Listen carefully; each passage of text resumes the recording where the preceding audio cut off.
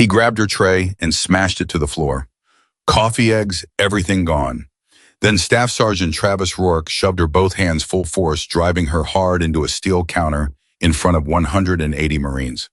The mess hall erupted in laughter. He grabbed her wrist and sneered, "Let me show you where the back of the line is, Lieutenant." She didn't fall. She didn't flinch. One small movement, less than 2 seconds, and a man who outweighed her by 60 pounds crashed backward into a table. Then the television changed, and every person in that room stopped breathing. Before we go any further, if you're new here, hit that subscribe button and follow this story all the way to the end. Drop a comment and tell me what city you're watching from. I want to see how far this story travels. The morning had started the way most Monday mornings start at Camp Hawthorne, loud, cold, and smelling like burnt coffee and institutional eggs. Rain hammered the roof of the mess hall in steady sheets, the kind of rain that rolls in off the North Carolina coast and decides it owns the place. It was 6:47 in the morning, and 180 Marines were doing what Marines do at 6:47 in the morning, eating fast, talking loud, and trying not to think about the week ahead. Nobody paid particular attention to the woman who walked in near the back of the breakfast line. She wore the standard issue uniform of a Navy logistics officer, no ribbons beyond the basic service decorations, no rank insignia that would make anyone's head turn, nothing about her that said, "Look at me." She was medium height, maybe late 30s, with the kind of face that didn't give anything away. She carried a single tray, kept her eyes forward, and moved through the line with the quiet efficiency of someone who had been in enough military chow halls to know that the best strategy was to get your food and find a seat before anyone noticed you existed. Her name was Lieutenant Commander Brooke Sullivan, and she had chosen every single detail of that entrance on purpose. Brooke had arrived at Camp Hawthorne 48 hours earlier, under sealed orders that only 3 people in the entire command structure even knew existed. Her official assignment, the one that showed up in the base administration system, listed her as a temporary logistics liaison sent to evaluate supply chain readiness, head of a major joint exercise scheduled for the end of the week. That was the story. That was what Sergeant Major Douglas Vance believed when he gave her a perfunctory handshake and assigned her a temporary office the size of a supply closet. The real assignment was something else entirely. Naval Special Warfare Command had been watching Camp Hawthorne for 7 months. What they were watching was a pattern, small, quiet, almost invisible to anyone who wasn't specifically looking for it. Training injuries that got reclassified on paper after the fact. Transfer requests that seemed to vanish between the filing desk and the processing office. Marines who raised their hands to report problems and then 6 weeks later found themselves assigned to the worst duty rotations on the base. Nothing that screamed emergency on its own. Everything that, when you laid it all out on a table and connected the lines, screamed cover up at the top of its lungs. Brooke had been sent to find out how deep it went and how dangerous it would become when a real crisis hit. She had done this before. 3 times in 5 years, she had walked onto a base, a ship, or a forward operating location, wearing exactly this kind of quiet uniform, asking exactly this kind of unremarkable question, waiting for exactly this kind of system to show her where it was broken. She knew how to disappear inside an institution. She knew how to wait. She knew that the people hiding things always made a mistake, eventually, usually because they got comfortable, and comfort made people careless. She had not planned on the mistake happening during breakfast on her 3rd day. Brooke was standing in line, tray in hand, when the Marine ahead of her fumbled. He was young, couldn't have been more than 19, and the stack of plates on his tray shifted when he reached for a coffee cup. It was the kind of moment that happens in a chow line approximately 40 times a day. Without thinking, Brooke stepped to the side, steadied the young Marine's tray with one hand, and let him pass. Simple. Automatic. Done. What she didn't see, because she was looking at the young Marine's tray and not at the man behind her, was Staff Sergeant Travis Rourke moving up through the line. Rourke was the kind of man who filled a room the moment he walked into it, not because of any particular quality you could pin down, but because of the way everyone around him immediately adjusted their posture. He was big across the shoulders, loud without trying to be, and he had been at Camp Hawthorne long enough that his name alone carried the weight of unspoken authority. Junior Marines didn't just respect him, they were afraid of him in that low-level, chronic way that people get afraid of someone who never quite crosses a visible line but always seems to be standing right next to it. He had 4 other Marines trailing him when he came up the line. They were laughing at something he'd said. They were always laughing at something he'd said. When Rourke moved forward and found Brooke standing where he expected open space, his expression changed. "Hey!" His voice cut through the mess hall noise without effort. "You cutting in line, Lieutenant?" Brooke turned. She looked at him with the same calm expression she'd been wearing all morning. "No, I stepped aside to help someone with their tray. I was here before you. That's not what it looks like from here." "I understand," Brooke said, "but that's what happened." She turned back toward the food line, polite, final, the kind of response that in any reasonable environment ends the conversation. This was not a reasonable environment. The 4 Marines behind Rourke were watching now. A table nearby had gone quiet. The ripple of attention was spreading through the mess hall the way it always does when someone senses that something is about to happen, that electric, uncomfortable stillness that precedes confrontation in any space where people live in close quarters and rank governs every human interaction. Rourke stepped forward until he was shoulder to shoulder with her at the line. "I don't think you heard me," he said. His voice was lower now, but it was carrying. "That was intentional." "I heard you," Brooke said without looking at him. My answer was accurate. The laughter from his 4 Marines stopped. That almost silence was worse than the laughter. "You've got a real attitude for someone who's just here to count boxes," Rourke said. The word boxes landed with a deliberate smirk in his voice. "What's your name, Lieutenant?" "Sullivan." "Sullivan." He repeated it the way people repeat a name when they're filing it away for later use. "Where are you from?" "Sullivan Supply Depot Logistics Office somewhere. You got that look." "I'm from Naval Special Warfare Command," Brooke said, "and I'm getting breakfast." One of the 4 Marines behind Rourke made a sound that wasn't quite a laugh and wasn't quite anything else. "Naval Special Warfare," Rourke said, and now he was performing. He had an audience, and he knew exactly what to do with one. "That's a big name for a logistics officer." "What do you do over there?" "Order the paper clips. Make sure the staplers are combat ready." The laugh came from the table nearby. A few others joined it. The mess hall had that particular quality now, the quality of a room that senses blood in the water and hasn't yet decided what to do about it. Brooke put her tray down on the counter rail and turned to face him fully. "Staff Sergeant," she said, and her voice was exactly the same as it had been since the beginning of this conversation, even clear, unhurried. "I stepped aside to assist a junior Marine. I was in line before you arrived. I have explained this twice. I won't be explaining it a third time." She picked up her tray again. Rourke's jaw tightened. It was the jaw tightening of a man who has decided that the problem is not the situation, but the woman in front of him who refuses to behave the way the situation demands. He knocked the tray out of her hands. It wasn't a brush. It wasn't an accident. It was a deliberate downward strike on the edge of the tray. Coffee eggs, orange juice, everything arcing out and crashing to the floor in a sound that hit the mess hall like a detonation. 180 sets of eyes snapped to the sound simultaneously. The nervous laughter that had been building drained out of the room instantly. Then he shoved her. His hand came up against her left shoulder and drove her hard into the steel counter along the serving line. The counter edge caught her across the lower back.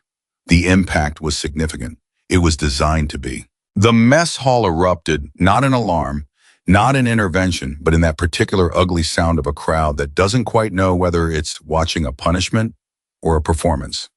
A few people laughed. A few people looked at the floor. Most people simply froze, caught in the calculation of whether this was the kind of moment that required them to act or the kind of moment that required them to look away. Rourke grabbed her wrist. "Let me show you where the back of the line is, Lieutenant." I didn't finish the sentence. Brooke moved. Nobody who was watching could describe it precisely afterward. It was too fast and too small. There was no dramatic wind-up, no telegraph technique, none of the visible preparation that usually precedes a physical confrontation. There was simply the fact that Rourke's hand was on her wrist, and then there was the fact that it wasn't. And simultaneously, there was the fact that a man who outweighed her by at least 60 pounds was stumbling backward at speed. His weight suddenly committed in a direction his body had not intended, and then the table was in the way, and he hit it with the full force of his own momentum, plates clattering chairs, scraping the sound of impact rolling across the suddenly silent mess hall, like something that had been building for a long time and finally arrived. Brooke was standing exactly where she had been standing. Her expression had not changed. Rourke grabbed the edge of the table and straightened up. His face was a color that combined red and white in a way that didn't resolve into anything recognizable. He was breathing hard. His four Marines had stopped making any sound at all. Around the room, nobody moved. Nobody spoke. It was the specific silence of people who have just watched something happen that doesn't fit any available category and have no prepared response for it. Then the television changed. It wasn't the whole screen, just the alert banner that ran across the bottom of the feed, the kind that shows up when a command-level administrative announcement gets pushed to the base information network. Everyone had seen those 100 times. Duty schedules, exercise briefings, safety updates. Nobody paid attention to them. But this one was different, and the reason this one was different was that it was accompanied by photographs. The announcement was about the upcoming joint exercise. It was listing the names and credentials of the senior evaluators assigned to the operation, the people who would be assessing the base's performance in real time. It was the kind of announcement that under normal circumstances would have stayed locked in a classified briefing room and never touched the general network. Someone had made a scheduling error in the administrative system. The announcement had been cleared for base-wide distribution by mistake. The photographs appeared one at a time in the banner. First name service, photograph, designation. First name service, photograph, designation. And then one of those photographs was Brooke Sullivan. The mess hall and television displayed her clearly, the same face that had been standing in the breakfast line 2 minutes ago. The same face that had just watched Staff Sergeant Travis Rourke crash into a table, but the photograph was not from a logistics office. The uniform in the photograph carried decorations that logistics officers do not carry. The designation beneath her name in plain text on every screen on the base information network read, Lieutenant Commander Brooke Sullivan, Naval Special Warfare Special Operations Assessment Team. The silence in the mess hall deepened into something that had no name. It was the silence of 180 people processing a fundamental change in the reality they had understood to exist 10 seconds ago. Someone at the back of the room whispered, "That's her." At a table near the center of the hall, a man in a gunnery sergeant's uniform rose to his feet. His name was Walter Hayes, and he had been a Marine for 22 years.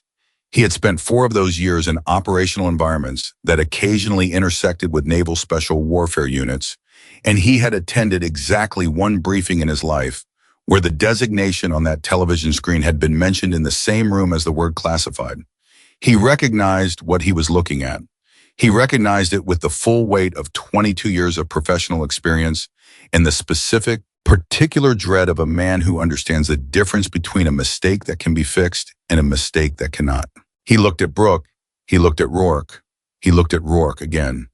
"Staff Sergeant," Hayes said, and his voice was quiet in the way that a room goes quiet, the way that the low tone carries further than a shout in the specific circumstances of military authority deployed without anger. "You need to stand down, right now." Rourke looked at Hayes. He looked at the television. He looked at Brooke. His face went through several expressions in rapid succession, none of which landed anywhere comfortable. "Gunny, that's not Staff Sergeant." Hayes's voice didn't change. "You just assaulted the officer who is assigned to evaluate this entire command." The mess hall absorbed that sentence the way you absorb a physical impact all at once, with the understanding that it is going to have consequences that outlast the immediate moment. Rourke looked at the television again. The banner was still scrolling. Brooke Sullivan, Naval Special Warfare, Special Operations Assessment Team. Over and over in the rotation on every screen, he looked at Brooke. She was watching him then with an expression that was entirely unreadable. Not cold, not triumphant, not afraid, not anything that fit neatly into a box. It was the expression of someone who has just watched a situation change in a way that was not part of her plan and who is now deciding very quickly and very calmly what the new plan is. The truth was that this was not how it was supposed to happen. Brooke's cover had not been intended to break on day 3. The administrative error that pushed her photograph to the base network was real.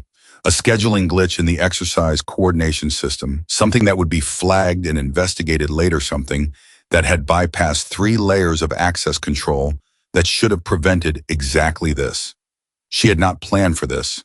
She had not planned for any of this. But she had been doing this long enough to know that plans were the first thing that died on contact with reality. She bent down unhurried and picked up one of the items that had fallen from her tray when Rourke knocked it out of her hands. A fork. She set it on the counter. Then she straightened up and looked around the room, really looked in that particular sweeping way that takes in a space and everyone in it and files every piece of information immediately. What she saw told her several things at once. She saw 180 Marines in various states of shock and recalibration. She saw Hayes standing watching her with the professional steadiness of someone who is waiting to be useful. She saw Rourke standing a little apart from the table he'd hit his 4 men, no longer anywhere near him. They had with the particular survival instinct of junior Marines who suddenly recognize they've been standing near a detonation quietly reposition themselves to unassociated areas of the room. And she saw at a table near the far wall a man in a sergeant major's uniform who had his phone out and was already making a call. Sergeant Major Douglas Vance. She had not met him yet in person, but she had his photograph from her files and she had spent 2 days reading everything about him before she set foot on this base. She watched him hold the phone to his ear and turn slightly away from the room, and she watched the way his posture changed when whoever was on the other end picked up a subtle collapse of the shoulders, a shift in the neck, the body language of a man reporting a problem to someone above him on an authority chain that nobody in this room was supposed to know about. She filed that away. She looked back at Rourke. He was still standing there, suspended in the moment, waiting for her to do something. "Staff Sergeant Rourke," she said, and her voice was the same voice she'd used in the entire conversation, even clear, professional, giving away nothing. "Are you injured from your contact with the table?" The question landed in the room like something nobody had anticipated, because it was exactly backwards from everything that should logically follow what had just happened. She was asking him, the man who had just assaulted her, whether he was hurt. Rourke stared at her. He stopped. He didn't have an answer for that question in the context of this moment. "Good," Brooke said. She looked at Hayes. "Gunnery Sergeant, thank you." She looked around the room one more time and her eyes stopped for just a moment on the table near the far wall where Sergeant Major Vance was finishing his phone call. Then she looked back at the food line. "I haven't had breakfast yet," she said to no one in particular, and everyone simultaneously, and she picked up another tray from the stack. The mess hall exhaled. It wasn't over. Every person in that room understood that what they had just witnessed was the beginning of something, not the end. But in the specific functional way that military environments deal with disruption, by returning to the nearest available version of routine, the room began to breathe again. Conversations restarted in low murmurs. Silverware moved against plates. Someone at a table near the windows turned to the Marine next to him and said something that couldn't be heard across the room. Hayes sat back down slowly, his eyes on Brooke for another moment before returning to his meal. Rourke picked up his own tray and walked toward a table, and the distance between his spine and the rest of the room was the distance of a man who has just made a mistake he doesn't yet understand the shape of. At the far wall, Vance put his phone away and watched Brooke move through the breakfast line a second time. His face was the face of a man doing arithmetic, rapid private, and arriving at numbers he didn't like. Brooke loaded her replacement tray with the same breakfast she'd been getting before. Coffee, scrambled eggs, toast. She carried it to the table with the clearest sight line to both exits and sat down. She ate. And while she ate, she thought about what she'd just seen, not the shove, not the stumble, not the television announcement, or the mess hall's collective astonishment. She thought about Vance's phone call. She thought about the speed of it. She thought about the body language. She thought about the fact that the call had lasted less than 90 seconds, which meant the conversation had been short, which meant it had been with someone who already knew enough context to receive a brief report without needing explanation. She had come to Camp Hawthorne looking for a pattern. She had just found the edge of it. Her cover as a simple logistics evaluator was damaged.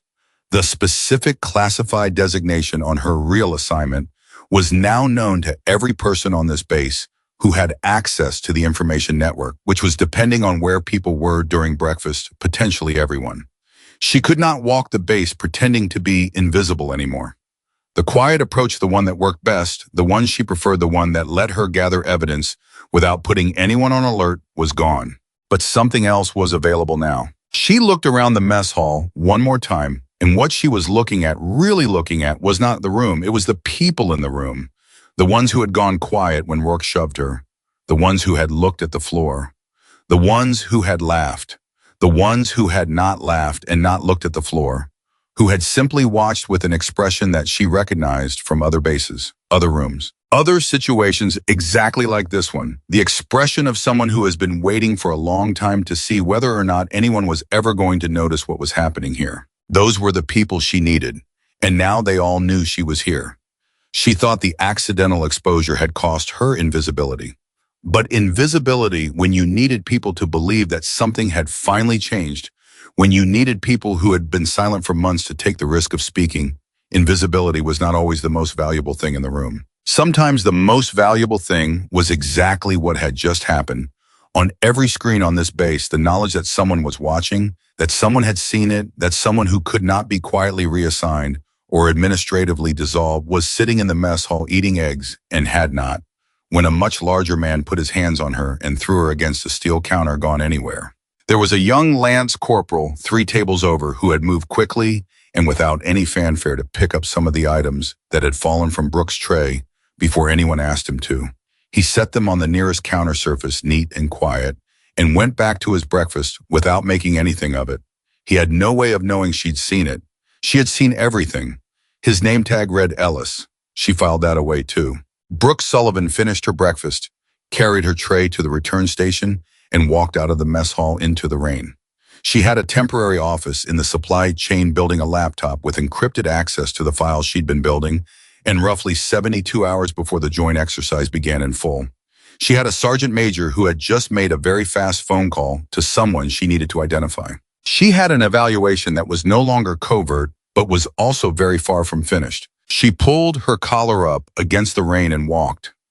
Inside the mess hall, the room that was left behind was not the same room it had been at 6:47 that morning. Something had shifted in it, subtle, not easy to name, but real in the way that things are real when enough people witness the same moment together and everyone simultaneously understands that what they saw was not going to be the last thing they saw. Rourke sat at his table and did not eat his breakfast. He sat with the tray in front of him and his eyes on the middle distance, and whatever was happening in his face was not the expression of a man who had just dominated a situation. It was the expression of a man running calculations and not arriving at comfortable answers. Hayes drank his coffee and watched the door that Brooke had walked through, and the look on his face was the look of a man who has been waiting for something for a long time and is not certain yet whether what just arrived is the thing he was waiting for but is keeping very still.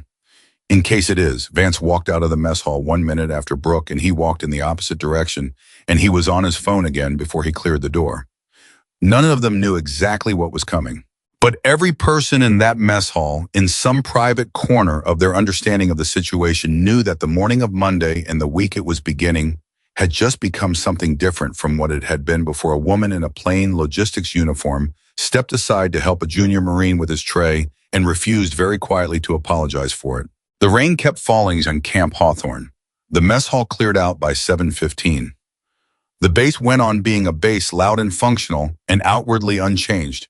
But something under the surface was moving now.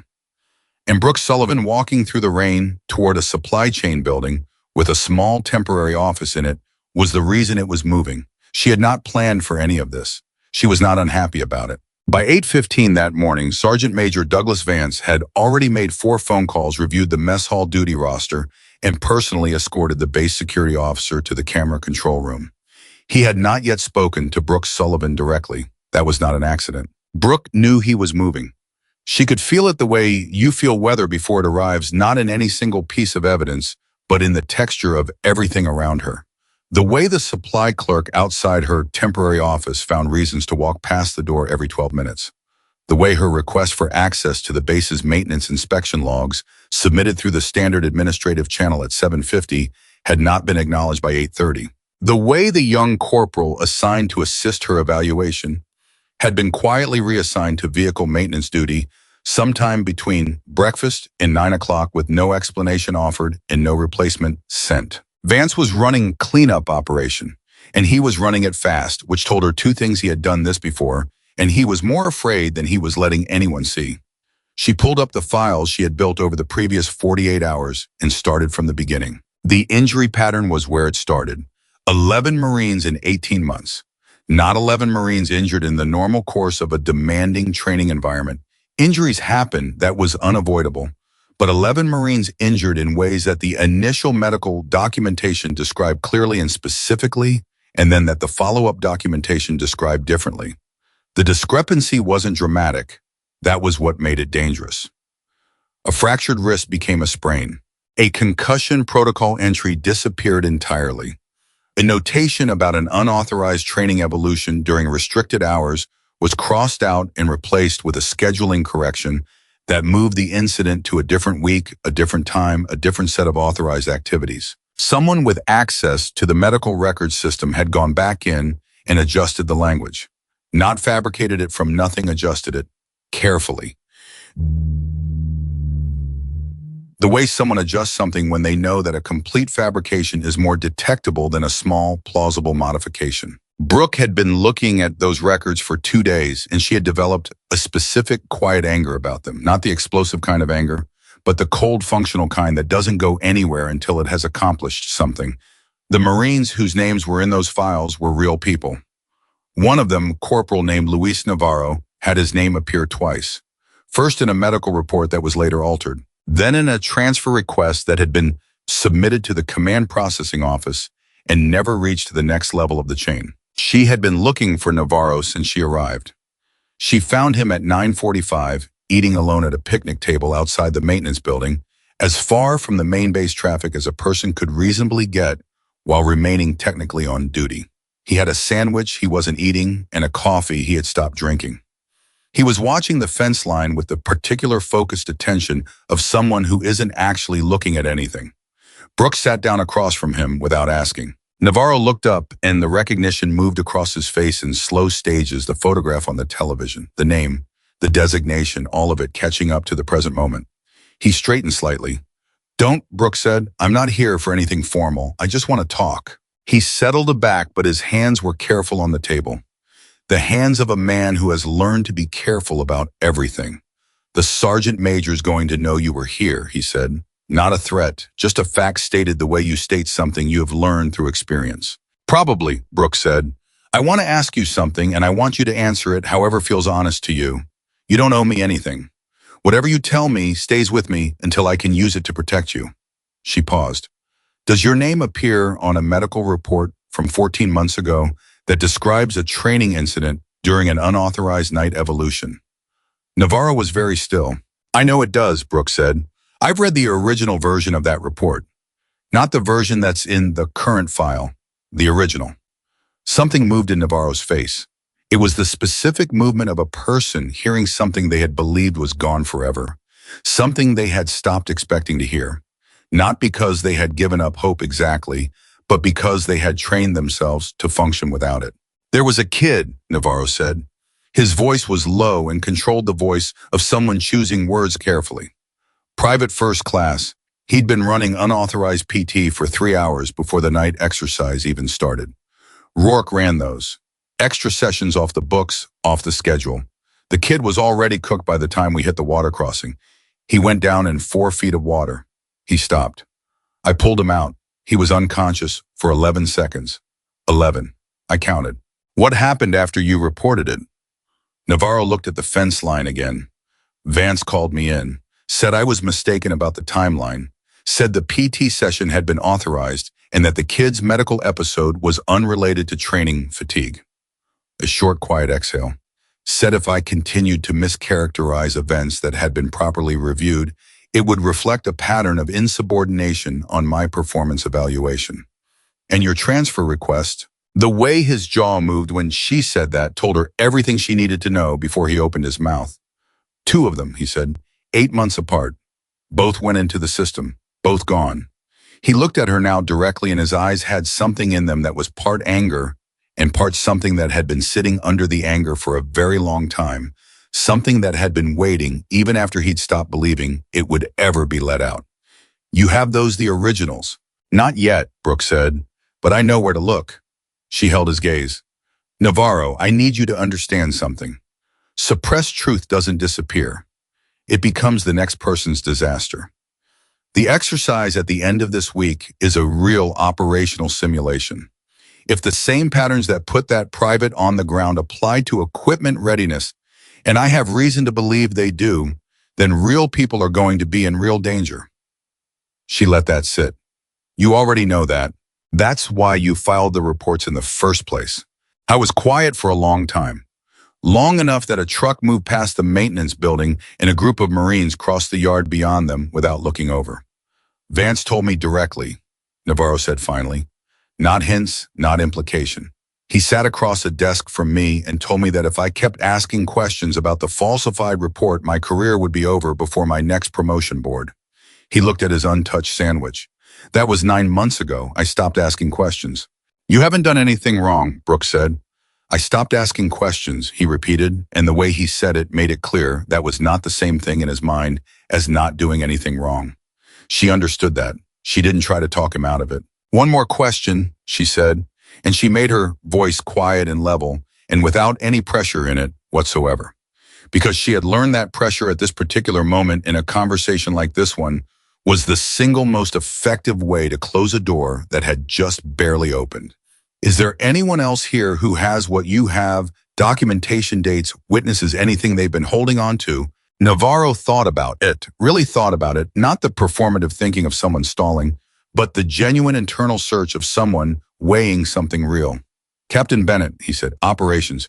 She's been here 11 months. She's careful and she's quiet about it, but she's been careful about it for a specific reason.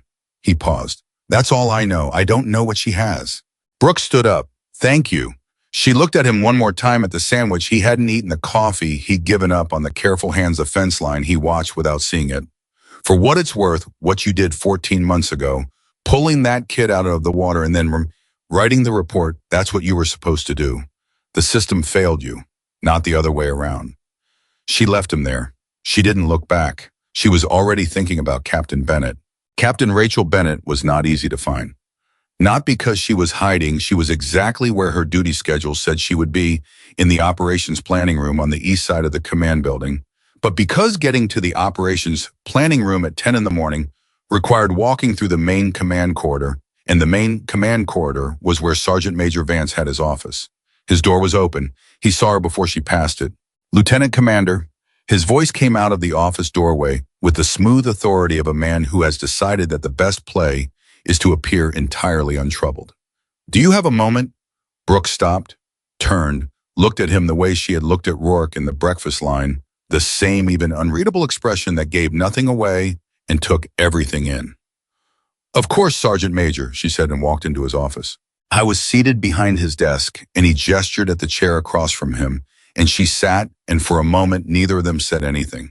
It was the specific silence of two people who both understand that the other person knows something and are both deciding how much to reveal about what they know by how they structure the next 30 seconds. Vance broke it first.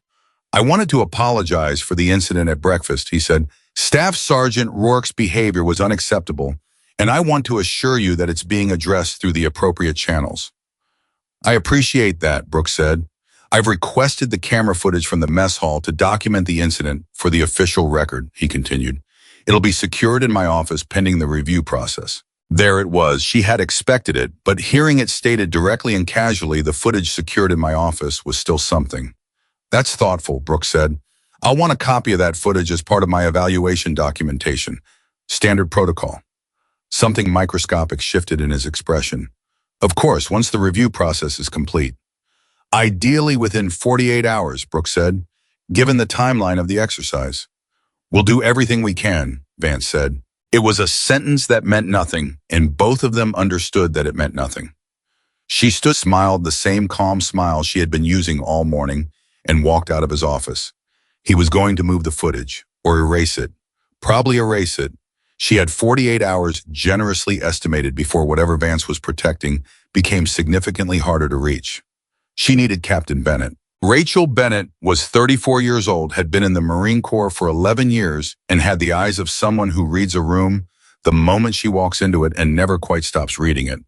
She was sitting across a planning table from two junior officers when Brooke appeared in the doorway, and the junior officers looked up first, and then Bennett looked up, and the look on Bennett's face when she saw Brooke was not surprise. It was recognition not of the specific person, but of the specific moment. The look of someone who has been quietly waiting for something without letting herself believe it was actually coming. She excused the junior officers with a simple word and a tilt of her head, and they left without hesitation, and then it was just the two of them in the planning room with the door three-quarters closed. "Captain Bennett," Brooke said. "Lieutenant Commander Sullivan," Bennett said. "I know who you are. I've known since the announcement this morning." She paused. "I've also known for 11 months that someone was going to walk through that door eventually. I was sure it would actually happen." Brooke looked at her. "How long have you been keeping records?" Bennett didn't flinch. "Since the 3rd month, when I understood that the normal channels were compromised." She pulled a slow breath. "I have copies of deleted incident reports, altered inspection records, and footage from a secondary maintenance camera in the vehicle bay that the sergeant major's staff forgot about when they reviewed the security system 3 months ago." The secondary camera. Brooke had not known about a secondary camera. She kept her face neutral. "What does the footage show?" "Among other things," Bennett said carefully, "it shows what actually happened in the mess hall this morning. The primary camera is the one Vance is securing. The secondary one has an angle on the food line from the opposite direction." She looked at Brooke steadily. "It shows Rourke strike your tray first. It shows the shove. It shows your response.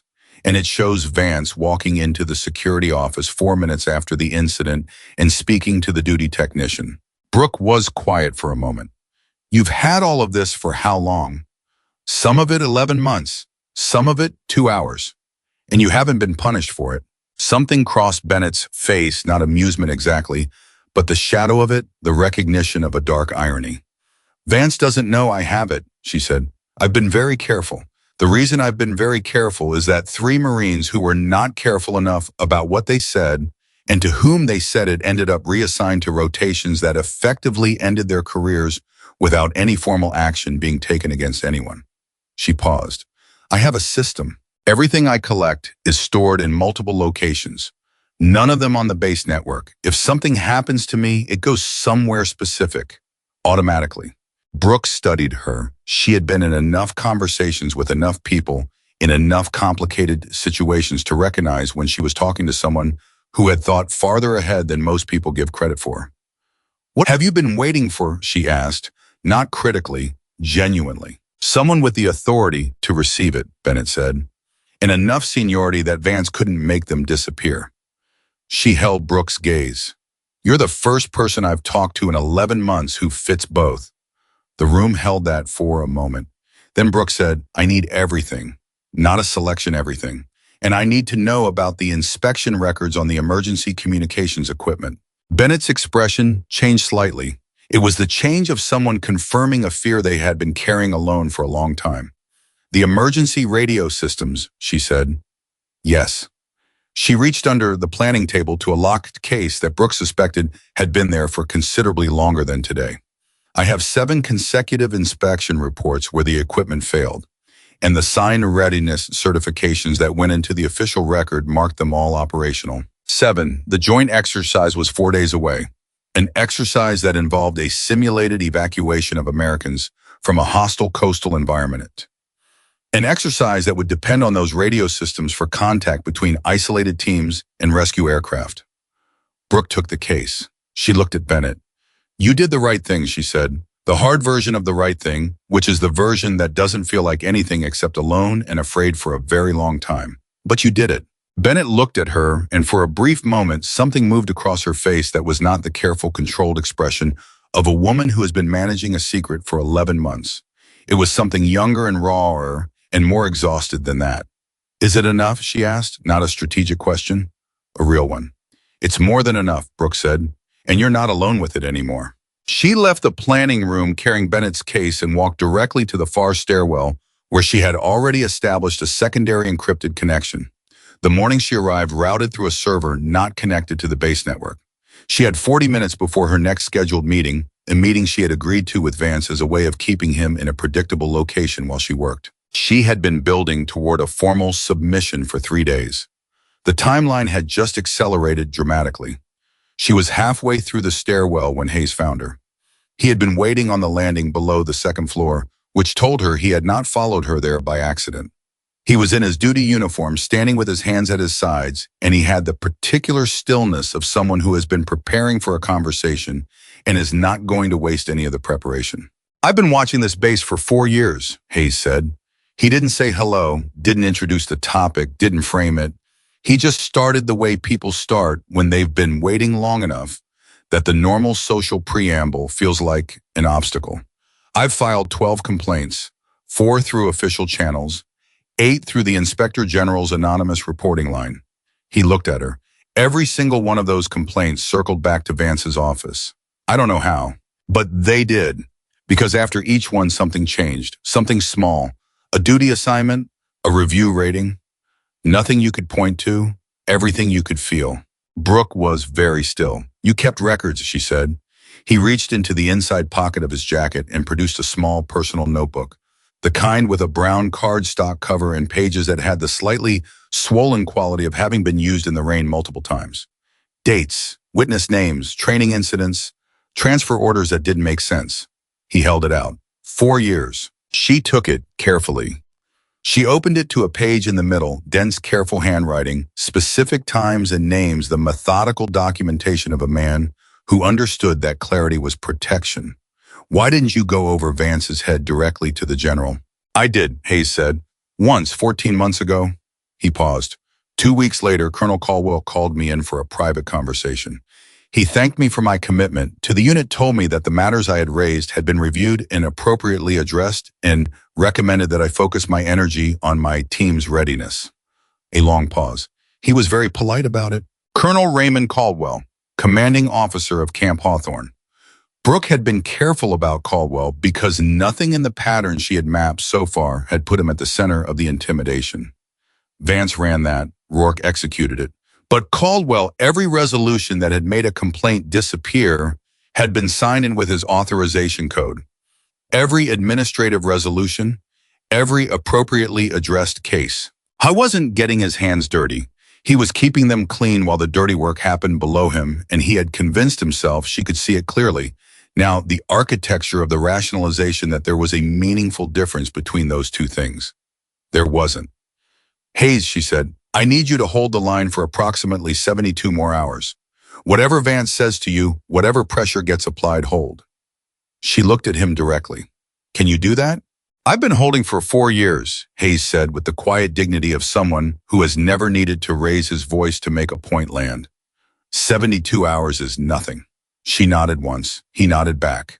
He walked up the stairs and she walked down, and they didn't say anything else because there was nothing else to say. She was back at her temporary office by 11:45. She spread everything across the desk, Bennett's files, Hayes's notebook, her own documentation from 48 hours of access to the base's administrative records, and she started building the formal submission. Not the preliminary version, the real one. The altered medical reports laid against the originals. Navarro's 2 transfer requests listed as filed with the administrative gap where the forwarding confirmation should have been. The 7 failed inspection reports and against the 7 fraudulent readiness certifications. The financial discrepancy, $900,000 in replacement equipment approved and never delivered. The 3 Marines with retaliatory reassignments following formal complaints. And woven through all of it, the thread that connected every piece, Sergeant Major Douglas Vance, his authorization codes, his access timestamps, his office location on the date of every significant administrative anomaly in the record. Then at 2:17 in the afternoon, she found something she hadn't been looking for. She had been cross-referencing the equipment budget records with the maintenance inspection logs when she found a deletion request, a completed one buried in the system log for the base's emergency communication database. The deletion had been executed 3 weeks ago. The access log should have shown which terminal made the request. The access log for that entry had been manually scrubbed. But the scrub was imperfect. There was a residual timestamp in the backup cache that the scrub had missed, and that timestamp placed the deletion request at 11:42 on a Tuesday night, and the active user session attached to that timestamp belonged to an account with access restricted to senior NCOs and command personnel, and the specific account identifier was one she had seen before on a different document in a different context. She picked up her secure phone and made a call. I need cyber support running on the Camp Hawthorne emergency radio database, she said when the Naval Special Warfare Cyber Unit picked up. There's a deletion event from 3 weeks ago with a scrubbed access log. The scrub is incomplete. I need the residual timestamp verified and the account identifier confirmed. The response came back in 40 minutes. The deletion request had originated from a terminal registered to Sergeant Major Douglas Vance's office. The account used to execute it was his administrative access credential. The data targeted was the Emergency Communications Systems Inspection Failure Log, the original unaltered version. He hadn't just suppressed evidence, he had tried to destroy it. The investigation was no longer a readiness evaluation with serious concerns about internal misconduct. It was evidence tampering. It was falsification of military records.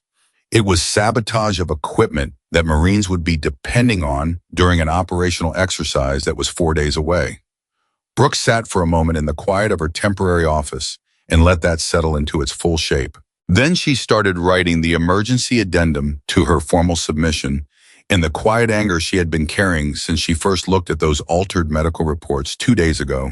Burned steady and cold and completely controlled as she wrote, because that was what it was useful for, not for showing, but for holding, for keeping the work moving when the weight of what she was looking at tried to make it slow down. Outside her door, the base went on being a base. Marines moved through their afternoon training rotations. The mess hall would open again for dinner at 1700.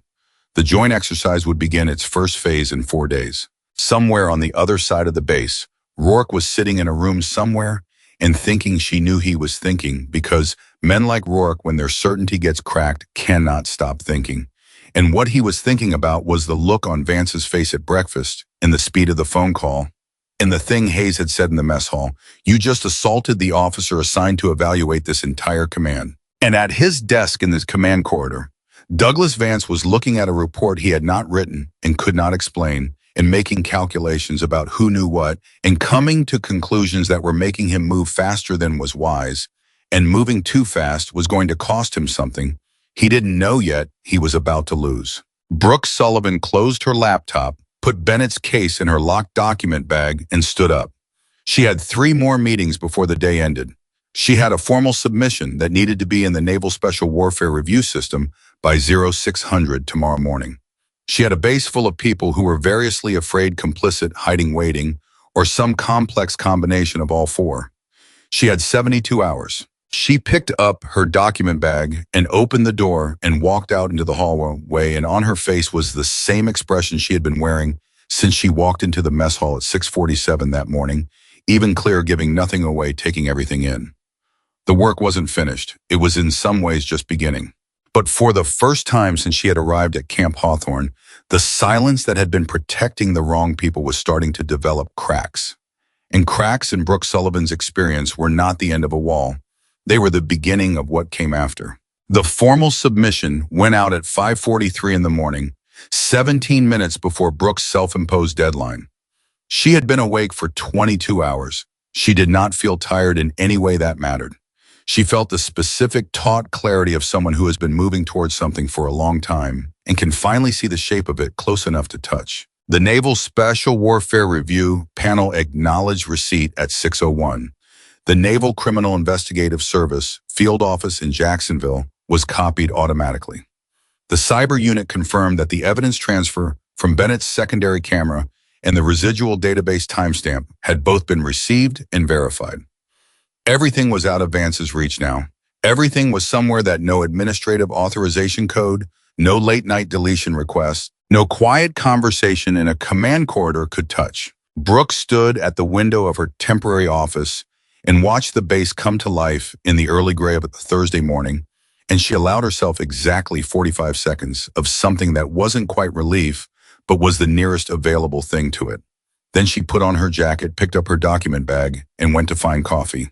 She had one day before the joint exercise began its first operational phase. She had not anticipated that the weather would move faster than she did. By 9 in the morning, the National Weather Service had upgraded the Atlantic storm system that had been drifting up the coast for 2 days from a tropical depression to something considerably more serious. By 10:15, the base weather officer was updating the exercise coordinators on wind projections that nobody liked. By 11, the rain that had been steady since Tuesday had become something with intention behind it, the kind of rain that doesn't suggest it might stop, the kind that makes the ground stop accepting water and just let it run. Colonel Caldwell made the decision that the joint exercise would proceed on the modified schedule. The simulation was too important to the command's readiness certification to postpone without significant justification, and the weather, while serious, fell within the operational parameters that had been established for the exercise.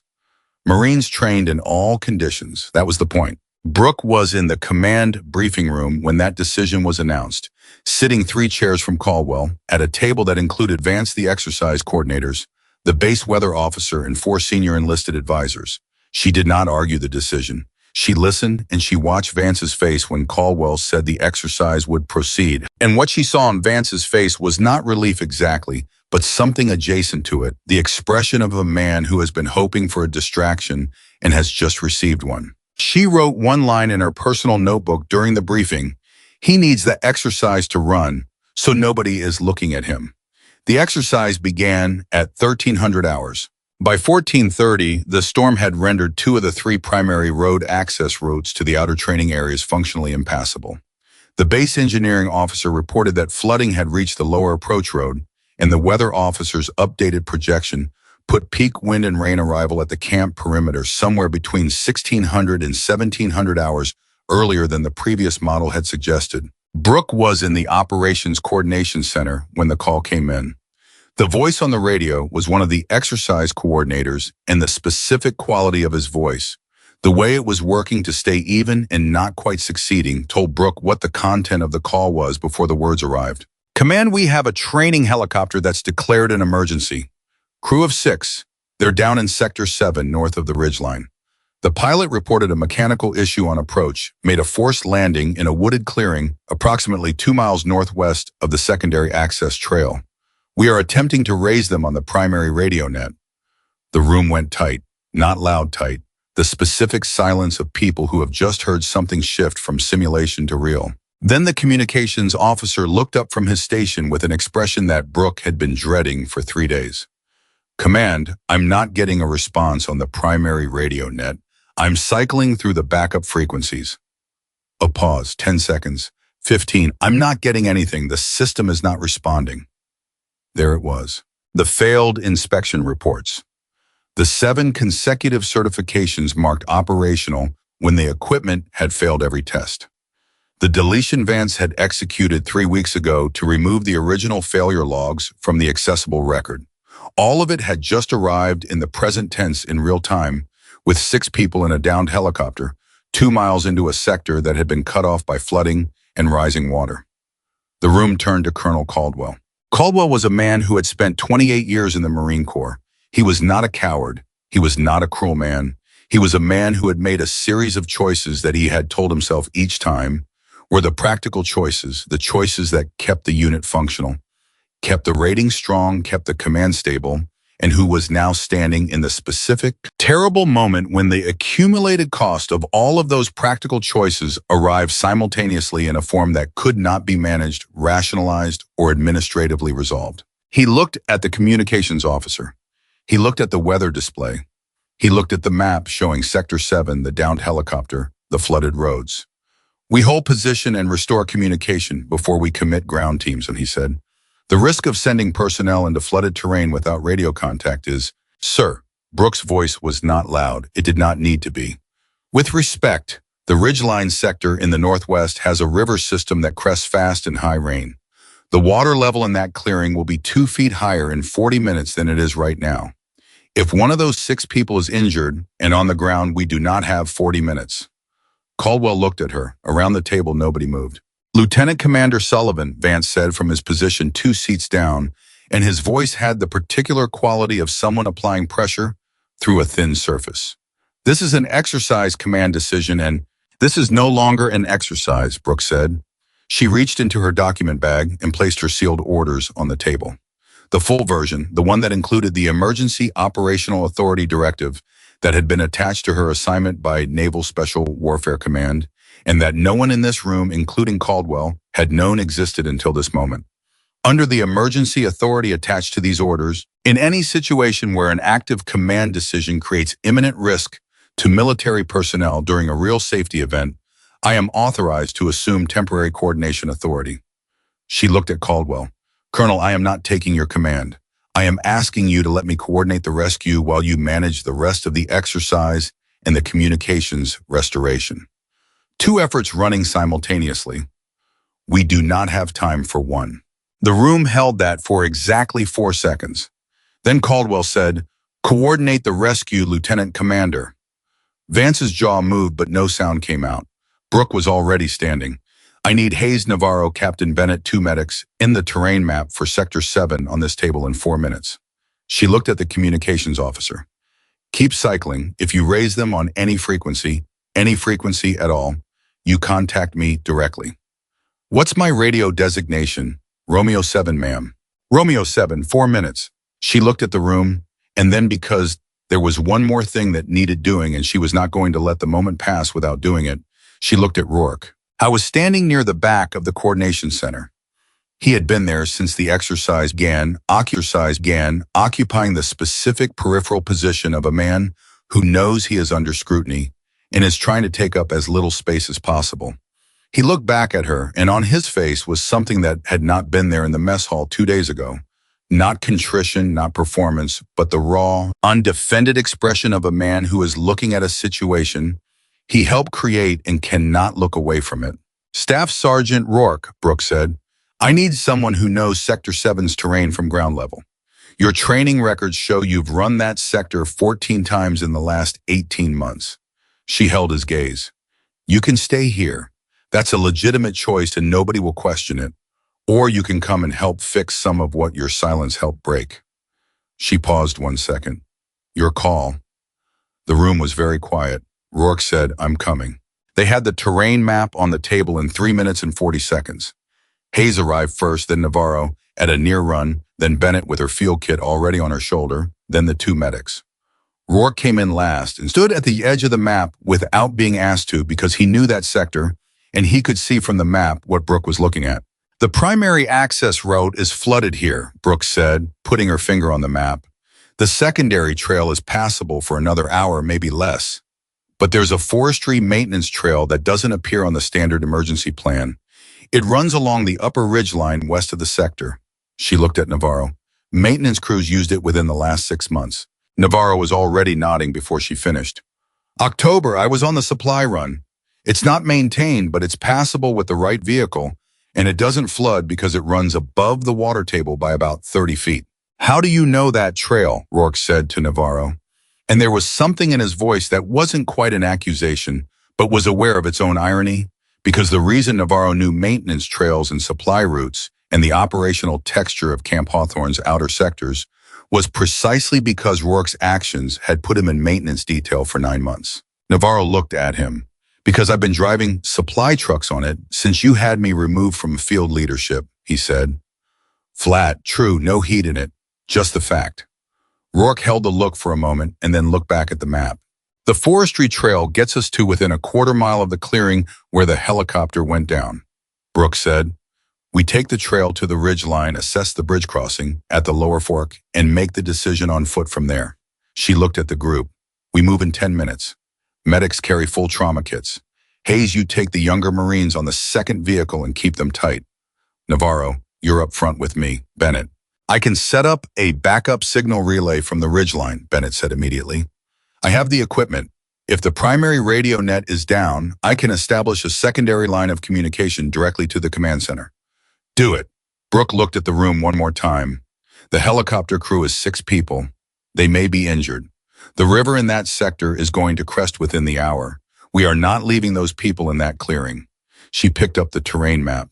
"Let's go." They moved out at 15:07. The rain was a physical force. It came down with the specific weight of a storm that has been storing itself for days and has finally decided to spend everything at once. The vehicles moved through it slowly on roads that were already more suggestion than surface, and Brooke sat in the front passenger seat with the terrain map on her knee, and Navarro driving, and Hayes on the radio in the vehicle behind them. And nobody talked much because there was nothing useful to say that wasn't already being done. Rourke was in the rear seat. He had not spoken since they left the command center, except to confirm one route detail that Navarro had asked about. He sat with his forearms on his knees and his eyes on the road ahead, and the expression on his face was the expression of a man who has spent 2 days watching the architecture of his certainties get taken apart piece by piece, and is now sitting in a vehicle on a flooded road, going toward the thing his silence helped make possible. At 15:22, Navarro turned onto the forestry maintenance trail, and the vehicle climbed. The rain didn't ease, but the flooding dropped away beneath them as the trail rose along the upper ridge, and for the first time in 20 minutes, there was something under the tires that was solid and present. 400 meters to the lower fork, Navarro said. The bridge at the lower fork was a wooden vehicle crossing over a tributary that had in the previous 2 hours become something it had not been designed to be. The water was at the base of the crossing, moving fast and brown and purposeful. The bridge itself was intact, but the approach on the far side was underwater. Vehicle can't cross that, Hayes said from behind them. No, Brooke said. She was already out of the vehicle. She assessed the crossing in 30 seconds. The bridge was solid. The underwater approach on the far side was no more than 15 feet of submersion. The ground was there, it was just covered. The current was significant, but not the kind that took people off their feet if they moved correctly and had something to hold. Climbing equipment, she said. We run a rope line from this side to that tree on the far bank. We cross on the line hand over hand if we need to, and we bring the injured back the same way. The current's moving at what, 8-9 knots, Rourke said. If someone goes in, then we pull them back on the rope, Brooke said. She looked at him evenly. You've run water crossings in worse conditions in training. So have I. She picked up the rope from the equipment bag. I'll set the anchor. Navarro, you're across first to secure the far side. I'll go first, Rourke said. Brooke looked at him. I know the current angle from the approach exercises, he said. I know where the bottom is stable. I know where it drops. He held her gaze. Let me go first. She made the decision in 2 seconds. Go. Rourke went into the water without hesitation. He moved the way a man moves when he is not performing anything for anyone deliberately with total focus, reading the current as he went, keeping low hand over hand on the rope that Brooke was feeding from the anchor on the near side. He was across in 40 seconds. He found the tree, secured the line, and turned back. It's solid, he called. The bottom drops on the north side, but the center's firm. Come across center. Brooke went next, then Navarro, then Bennett, then Hayes, then the 2 medics. All 6 of them across in 4 minutes. The helicopter was 230 meters into the clearing, tilted on its side, where the landing had driven one skid into soft ground. From the outside, it looked intact, which was the first good news of the afternoon. All 6 crew members were alive. The pilot, a lieutenant commander named Marcus Webb, had a serious fracture in his left leg. From the impact, the bone had shifted, and he was in significant pain, but conscious, incoherent. His co-pilot had a head laceration that had bled considerably but was alert. The other 4 had cuts, bruises, and the particular shaken quality of people who have just been through something that shouldn't have happened and are still processing that it did. Webb, Brooke said, crouching next to the pilot. I'm Sullivan Naval Special Warfare. We have medics. You're getting out of here. Webb looked at her with the focused eyes of someone who has been managing pain and fear for over an hour and is very relieved to have something else to focus on. The radio went out on approach, he said. We tried everything. Base couldn't hear us. I know, Brooke said. That's being dealt with. The river, he said. It's been rising since we came down. 15 minutes ago, it was 50 meters from the tree line. Brooke looked at Navarro. Navarro was already looking at the tree line. It's at 35 now, he said quietly. She stood up. Medics stabilize Webb for transport. Hayes, I need a carry configuration for the leg fracture. Bennett, are you on the line? Line is up. Bennett's voice came through the handheld radio she had configured from the Ridgeline relay. Command center is receiving. They're sending the engineering team to the primary access route with pumping equipment. Tell them we have 6 survivors, 1 serious injury, and we are beginning extraction. We need the bridge approach on the far side of the lower fork cleared in 20 minutes. Copy. Brooke turned and found Rourke organizing the younger Marines into the carry positions for the litter without being asked. He had taken Hayes' instructions and was distributing weight across the team with the specific practiced efficiency of a man who knows exactly how to do this, because he did know, Because whatever else he was a genuinely capable field leader who had spent years learning how to move injured people across difficult terrain. She watched him for a moment, just a moment. Webb was secured on the carry ladder at 15:51. The team began moving back toward the bridge crossing at 15:52. The river was at 20 meters from the tree line. They moved fast. Brooke set the pace at the front, Navarro beside her, reading the ground, Hayes calling the carry adjustments to the team behind. The rain didn't stop. The ground was worse on the return leg because 6 people in a litter had already moved through it once in the other direction. But they moved and they kept moving, and nobody fell and nobody panicked and nobody needed to be told twice. They were 60 meters from the bridge crossing when Rourke slipped. The ground dropped without warning at the edge of a drainage channel that had not been a drainage channel 40 minutes ago and was now moving water at speed. His right foot went out from under, his left tried to compensate and found nothing. And then he was in the current, not the river, not the main crossing, but a secondary runoff channel that was deep enough and fast enough to matter. And he was moving downstream before the team could react. Brooke was already moving. She covered the 30 feet between herself and the channel's edge in a time that nobody thought to count, went to her knee at the bank, and threw the rope end she had been carrying since the bridge crossing. Rourke, left hand, now. He caught it. She had the rope braced over her hip, her weight back, both hands locked. He got his left hand on the rope and she pulled, and Navarro was there in the next second, adding his weight, and then Hayes on the far end, and Rourke came out of the channel on his hands and knees, coughing, soaked through in a way he hadn't been already. He stayed on his hands and knees for a moment. Then he looked up at Brooke, who was standing above him with the rope still in her hands, and her expression exactly what it always was. Steady, clear, giving nothing away, and what moved across his face in that moment was not gratitude exactly, and not shame exactly, and not anything that could be named in a single word. "Get up," Brooke said. Not harshly, just directly. "We need to move." He got up. They crossed the bridge at 16:04. The water was at the base of the crossing on both sides now. They had minutes. The medics got Webb across first on the litter, then the walking survivors, then the team. Brooke went last, Navarro beside her, and the water was touching the planks of the crossing when her boots cleared the far bank. The engineering team was waiting at the ridgeline with a medical vehicle. Webb was loaded and moving toward the base hospital at 16:11. The team stood in the rain on the ridgeline, all of them soaked, all of them functioning. Hayes looked at the sky. Bennett was already on the relay line, giving command the full situation report. The 2 medics were checking the walking survivors for anything that had been missed in the field. Navarro looked at Brooke. He didn't say anything. He didn't need to. Rourke was standing slightly apart, and he was looking at the ground in the direction of the crossing they had just cleared.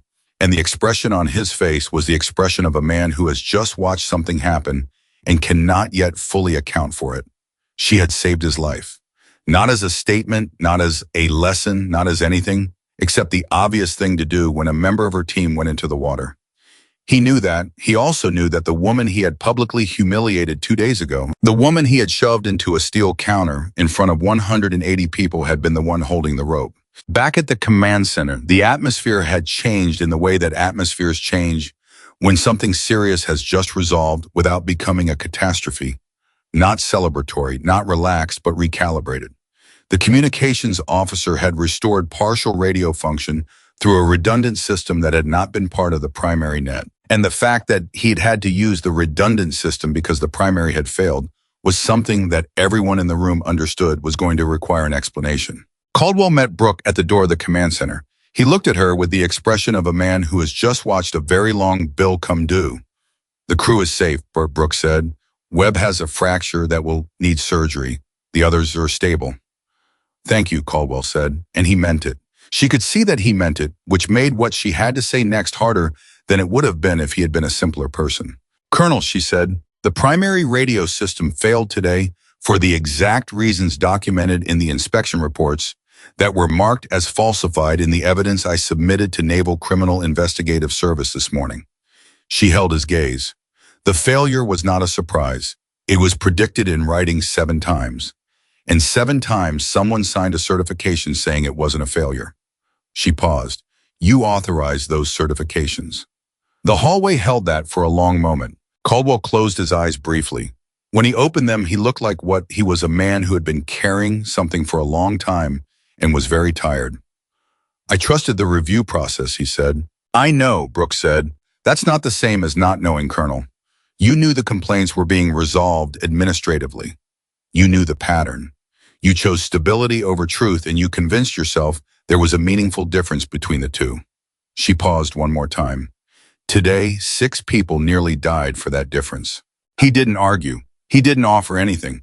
He just looked at her with the bare, exhausted face of a man who cannot argue with the true thing he is being told.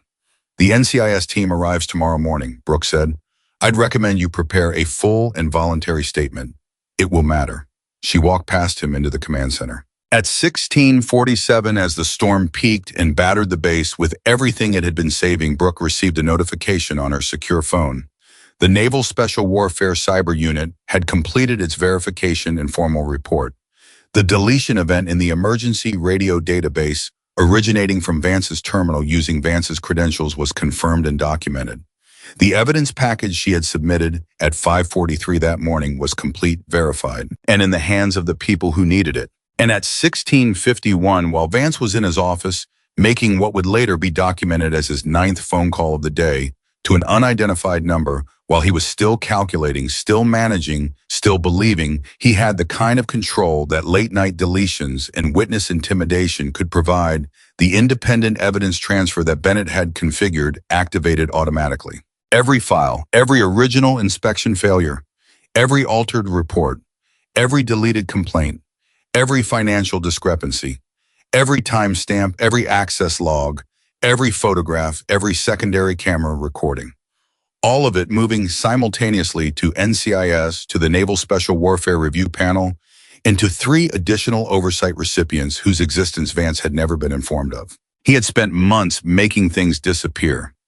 He had not considered that someone else had spent 11 months making sure they couldn't. In the command center, Brooke Sullivan stood at the operations board with a cup of coffee that had gone cold and watched the storm data on the weather display and allowed herself to feel just briefly the full weight of the past 3 days, the fatigue, the anger, the precision, the specific particular satisfaction of watching a system that had been designed to protect itself begin to come apart at the seams it had thought were strongest. 6 people were alive who might not have been. The record of how it had almost gone the other way was in the hands of people who would make certain it never went that way again. The work was not finished, but the wall had cracks in it now. And unlike the people who had built that wall, Brooke Sullivan was very good at understanding what came next. The storm broke sometime around 2 in the morning. Not gradually, it stopped the way things stop when they have exhausted themselves completely, leaving behind a silence that felt almost louder than the rain had been. Brooke was still awake when it happened. She had been awake for 31 hours, and the silence when the rain quit was the first moment in those 31 hours when she sat still long enough to feel everything she had been moving too fast to feel. She was in her temporary office. The desk was covered in documentation she no longer needed to look at because it was already in the right hands. Her secure phone showed 3 messages from the NCIS field coordinator in Jacksonville. The team would arrive at Camp Hawthorne at 0800. The Naval Special Warfare Review Panel lead had confirmed he would be on site by 0930.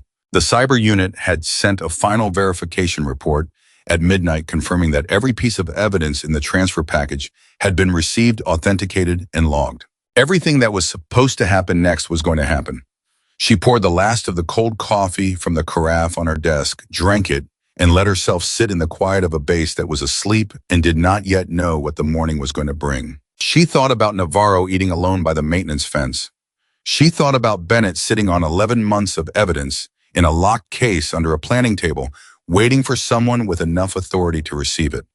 She thought about Hayes and his brown notebook, 4 years of careful handwriting, in margins and on ruled lines, every complaint he had ever filed that had circled back to the office of the man who was the subject of it.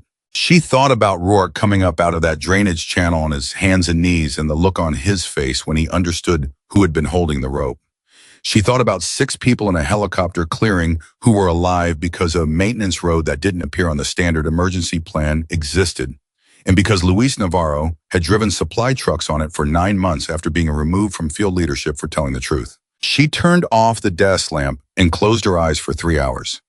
At 07:55, she was standing outside the main gate in a clean uniform when the first NCIS vehicle arrived. The lead investigator was a woman named Special Agent Diana Cook, compact, precise, with the particular professional warmth of someone who has conducted enough investigations to know that the people caught inside them are rarely simple.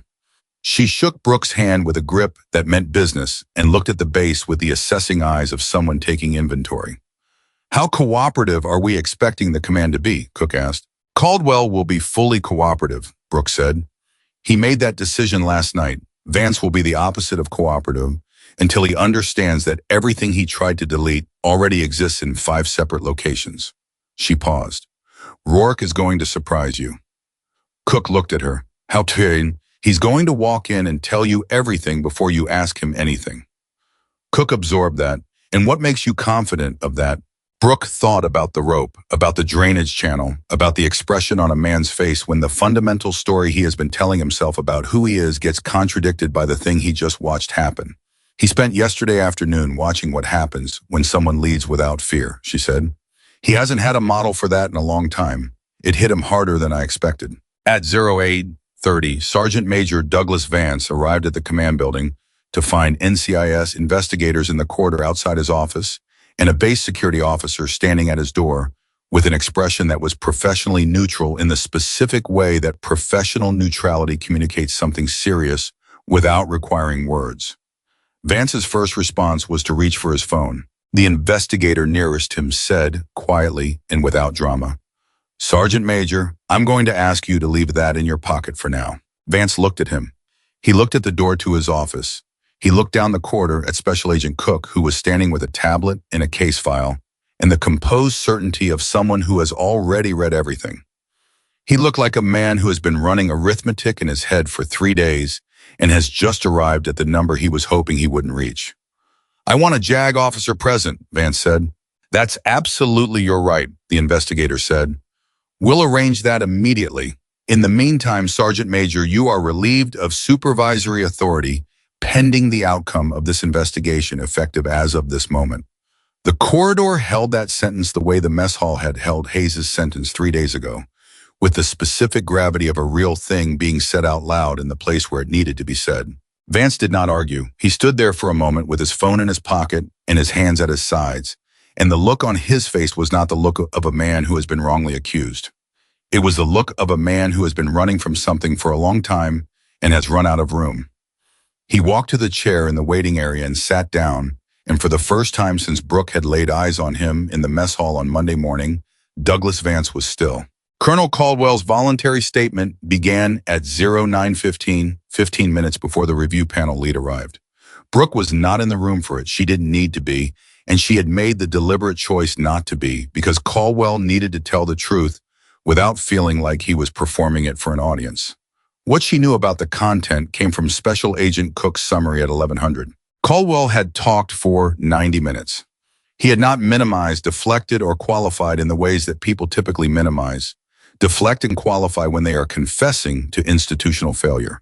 He had named every administrative resolution he had authorized, every complaint he had been informed about, and chosen a route back through the command structure rather than escalating. Every moment where he had understood that something was wrong and had decided that the stability of his command's readiness rating was a more pressing concern than the truth of what was happening inside it.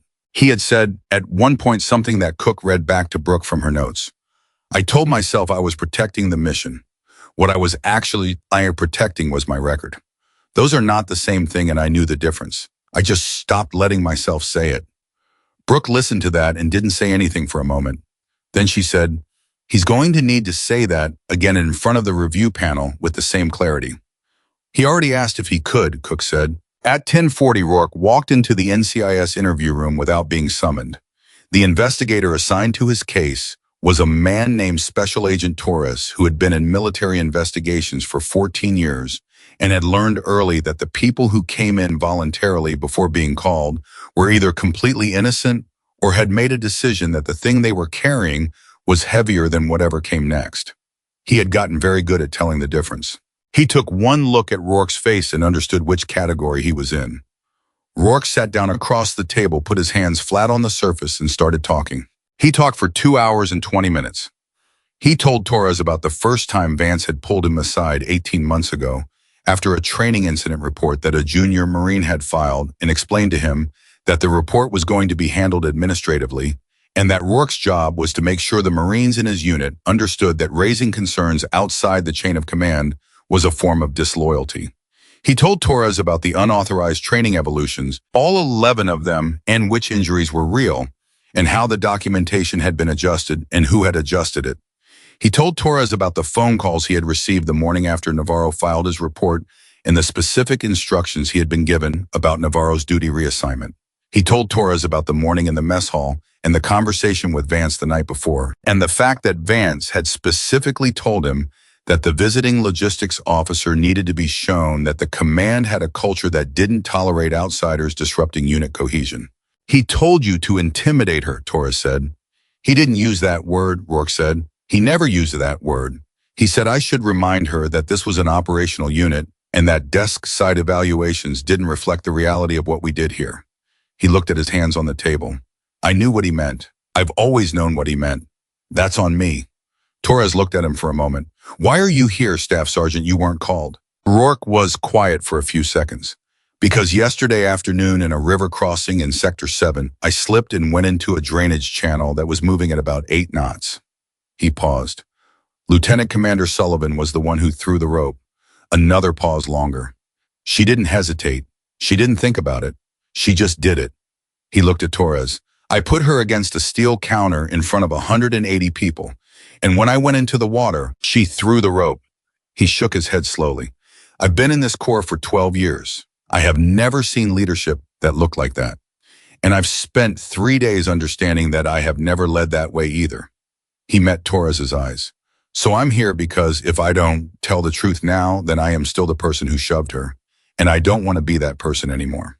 Torres wrote that down, not because he needed it for the record the room was recorded, but because it was the kind of thing that deserved to be written in handwriting. By noon, 4 of the 8 Marines who had been quietly reassigned to punitive duty rotations following formal complaints had been located and interviewed.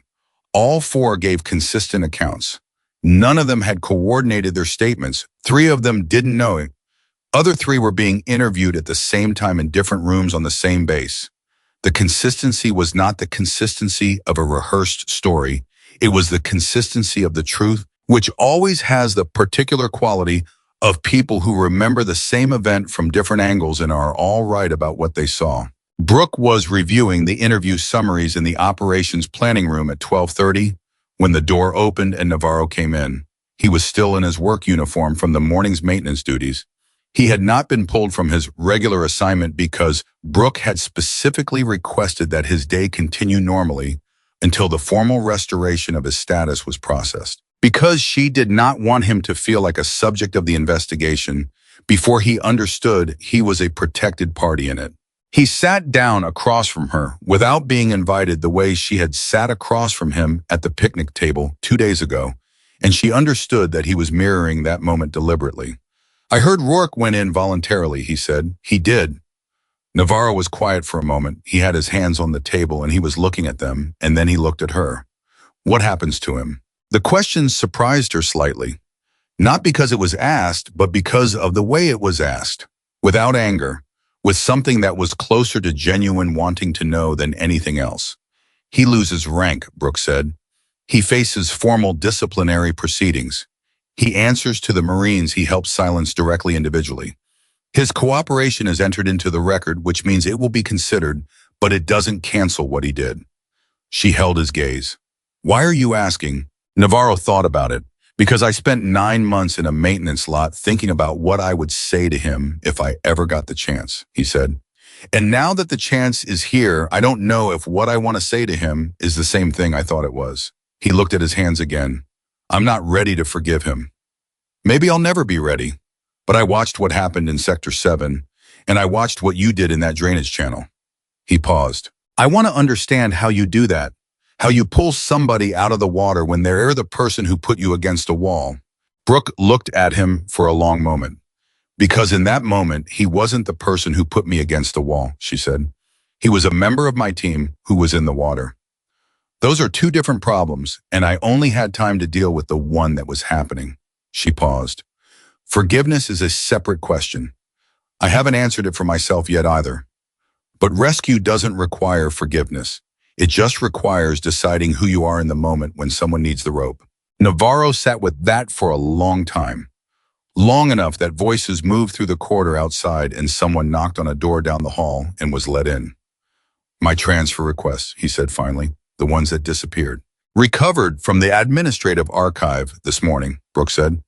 Both of them. The retaliatory performance evaluation in your file is being formally removed. Your record will reflect what it should have reflected 11 months ago. She looked at him with the directness she had been using since the first time she sat across from him at that picnic table.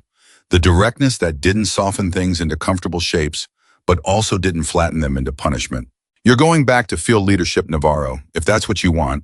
Something moved across his face that he didn't try to control.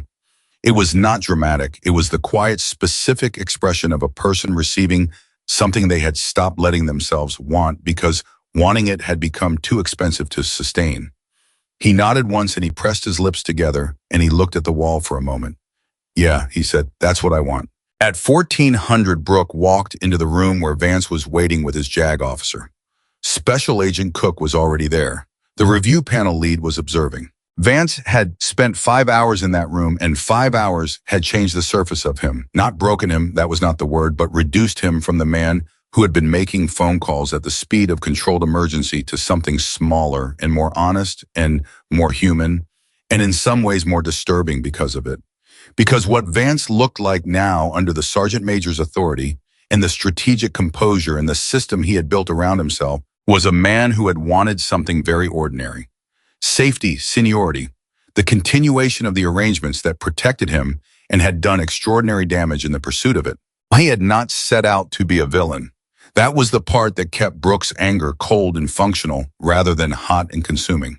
He had set out to be protected, and he had built a system that protected him, and every time that system required him to sacrifice someone smaller to sustain it, he had made the calculation and made the sacrifice and told himself that was the nature of institutional leadership. She did not sit across from him. She stood. Sergeant Major Vance, she said, I'm not here to interview you. Special Agent Cook is handling that. I'm here to tell you one thing directly because I think you deserve to hear it directly rather than through documentation. She looked at him. Every piece of evidence you deleted, suppressed, or redirected over the past 18 months is in the formal record. Every access log, every timestamp, every credential. The deletion you executed 3 weeks ago on the emergency radio database is fully documented and verified. There is no version of the next phase of this process where the information you tried to destroy does not exist. She paused. What you do with the time between now and your formal hearing is the only decision you have left that is entirely your own. Vance looked at her. His JAG officer looked at him. Cook looked at her tablet. The Marines use silence, Vance said, and his voice had a quality she hadn't heard from him before, a flatness that was not hostility, but something that recognized a threshold. Do they know everything? They're being informed of their rights and protections as we speak, Brooke said. I want to make a full statement, Vance said. He looked at his JAG officer. I want to make a full statement, and I want it entered into the record without amendment. His JAG officer looked at him with the expression of a lawyer who was not surprised but needed a moment to adjust. Douglas, I've been doing the math since 6 this morning, Vance said. There isn't a version of this where the math comes out different. He looked at Cook. I'll tell you everything. The statement took 4 hours. Brooke did not stay for it. She had what she needed, and the process from here forward belonged to the people whose job it was to conduct it, and her staying would not add anything except the appearance of supervision that the investigation did not require. She walked out of this building at 14:20 and stood in the post-storm air, which was clean and cool, and carried the particular clarity that follows a significant weather event. Everything washed, everything reset the world temporarily more visible than it usually is. At 15:30, she found a quiet room in the administration building and asked someone to send Rourke in. He came in and stood, and she looked at him and gestured at the chair across from her, and he sat in it with the careful posture of someone who is not sure what he has earned the right to yet. She did not start with what she knew he was expecting. She didn't start with the disciplinary outcome or the cooperation credit or anything procedural. She said, "How are you?" Rourke blinked. The question had clearly not been what he was bracing for. "I don't know," he said. I feel like I've been a certain kind of person for a long time, and I don't know what the next kind is yet." "That's an honest answer," she said. "I owe you an apology," he said. "I know that's not sufficient. I know what an apology is worth against what I did, but I need to say it directly." He met her eyes. "I'm sorry for the mess hall, for every Marine I helped Vance silence, for building a culture around me where fear looked like discipline." He held her gaze. "I'm sorry." She looked at him for a long, careful moment. "I hear you," she said, "and I want to say something to you that I mean without any agenda behind it." She leaned forward slightly. "An apology describes how you feel. Accountability proves what you are willing to change. You've started the accountability. What comes next is a long process, and a lot of it is going to be uncomfortable. And some of the people you hurt are never going to be in a place where they want to receive your apology, and you have to accept that." She paused. "But the man who walked into that interview room this morning is a different person from the man who knocked a tray out of my hands on Monday. Whether you stay different, that's the only question that matters now." Rourke was quiet for a moment. "Can I ask you something?" "Yes." "In the drainage channel, when you threw the rope," he looked at his hands, "did you think about what I did?" "No," Brooke said. "You were in the water." He nodded slowly. Something in his face settled, not resolved, not healed, but settled, like a thing that had been moving fast has found a surface to rest on and is finally for the first time still.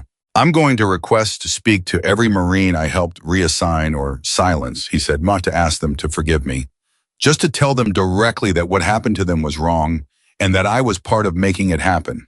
He paused. "Will that be permitted?" "I'll make sure it is," Brooke said. He stood. He looked at her.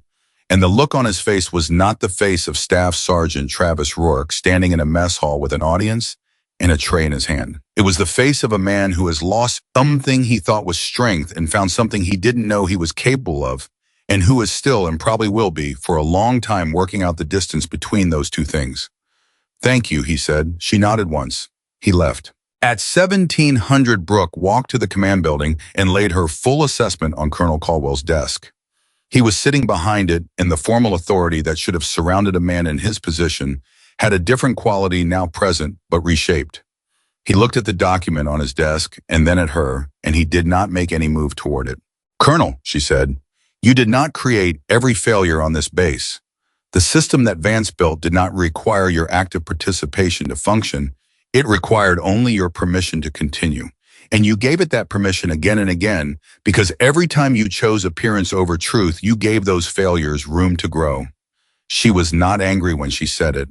She said it the way you say a true thing that needs to be said in the room where it needs to be said. "You know that." "I know that," Caldwell said. He looked at the assessment on his desk. "Is there anything in here that's inaccurate?" "No," Brooke said. "Every finding is documented." He nodded. He reached forward and picked up the assessment. He held it with both hands and looked at it the way people look at things they are about to carry, testing the weight before committing. "I'll prepare my full statement for the review panel," he said. "And when I give it, I'm going to say what I told the NCIS investigator this morning, without modification." "I know you will," Brooke said. She meant it. Outside the command building, the base was running the end-of-day routines that bases run, regardless of what has happened inside them. During the day, evening formations, dinner service, the administrative closing of another duty day. Life moving forward in the way that life in institutions moves forward with or without the people who had been shaping it. Bennett was in the operations center finishing a handover brief with the temporary command team that had been established to maintain base function during the investigation period. Hayes was standing at the far side of the room, a cup of coffee in his hand, watching Bennett run the brief with the particular expression of someone watching competence at work and not needing to comment on it. Navarro was not in the command building. He was, someone told Brooke when she asked, in the vehicle yard, not on maintenance duty, but walking the outer perimeter of the yard, which was something he apparently did at the end of difficult days, and which the people who worked with him had learned to recognize as the particular form his processing took when something significant had happened. Brooke found Jordan Ellis near the supply building at 1740. He was a Lance Corporal who had not been involved in any of the events of the past week beyond the single moment in the mess hall on Monday morning when he had moved quickly and without fanfare to pick up the items that had fallen from her tray and had returned to his breakfast without making anything of it. Lance Corporal Ellis, she said. He came to attention automatically. Ma'am, at ease. She looked at him. He was young, 20, maybe 21, with the particular combination of alertness and uncertainty that belonged to people who were good at paying attention to things, but hadn't yet learned to trust their own reading of situations. Monday morning when the tray went down, you picked up what fell. He looked at her. Yes, ma'am. Without being asked. It needed doing, he said simply. She looked at him for a moment. That's exactly it, she said. I'm recommending you for the Leadership Development Program. Your commander will receive the formal recommendation this week. She paused. Character is most visible when someone does the right thing before they know whether it will be noticed or rewarded. He looked at her with the expression of someone who has been told something they don't quite know yet how to hold, because it is larger than the container they have currently built for it. Thank you, ma'am, he said, and the way he said it told her that the gratitude was real and the surprise was real, and both of them were the appropriate response. She nodded and walked on. At 1900, she sat alone in her temporary office one last time, in a chair without the desk lamp on, and listened to the base settle into its evening.